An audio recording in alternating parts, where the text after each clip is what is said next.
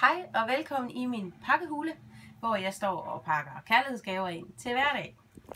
Jeg vil præsentere vores valentinspakke, og i vores valentinspakke der kommer der en 24 karats guldrose, hvor der medfølger et ægthedsbevis på rosens, at det er 24 karats bladguld. Der kommer også en hjerteformet glasvase, som rosen den kan stilles i.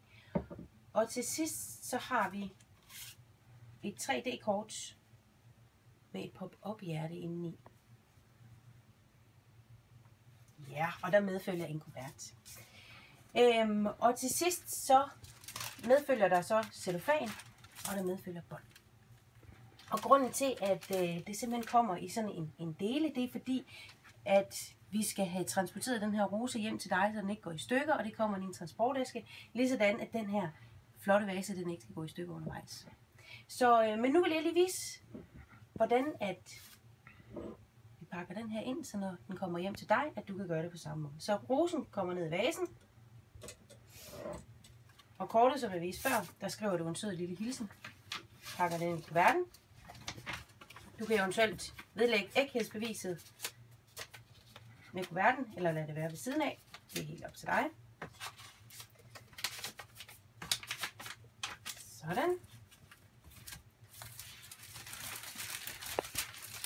For jeg ville så gerne, at jeg kunne pakke den ind for dig, men det kan jeg altså ikke, for ellers så er der altså sandsynlighed for, at den kommer frem og er beskadiget, og det vil vi helst ikke have.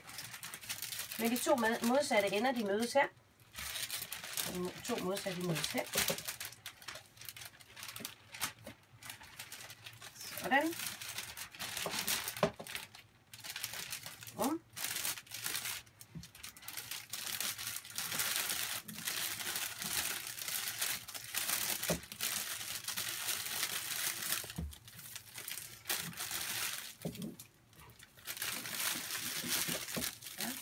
Og så båndet godt omkring, og så frem til det.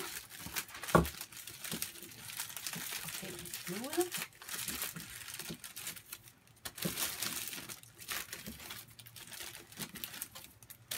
Og en sløjfe.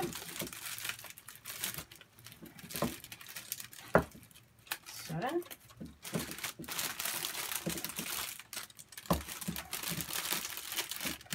Og hvis du er rigtig god, så kan du lige folde, så er det en saks, så kan du lige krølle båndet, men ellers så lige klippe det til.